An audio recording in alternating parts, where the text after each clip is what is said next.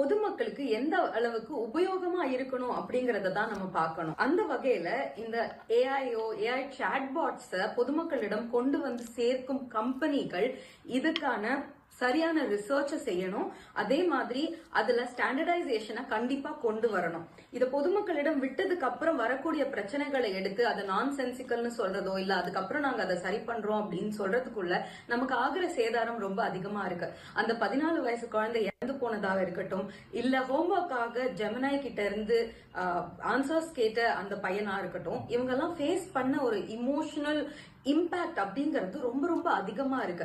இப்படி ஒரு இம்பாக்ட் வந்ததுக்கு அப்புறம் நிறைய பேர் கஷ்டப்படுத்தி ஒரு ஸ்டாண்டர்டைசேஷனை கண்டிப்பா கொண்டு வரக்கூடாது. இதெல்லாம் மார்க்கெட்ல அவைலபிள் ஆகிறதுக்கு முன்னாடி எல்லார்கிட்ட வந்து சேர்றதுக்கு முன்னாடியும் சரியான ரிசர்ச் அண்ட் ஸ்டாண்டர்டைசேஷன் ப்ராசஸ்க்குள்ள இதை போட்டே ஆகணும். அதுக்கப்புறம் இது கொடுக்கிற கம்பெனிஸ் எல்லாமே இந்த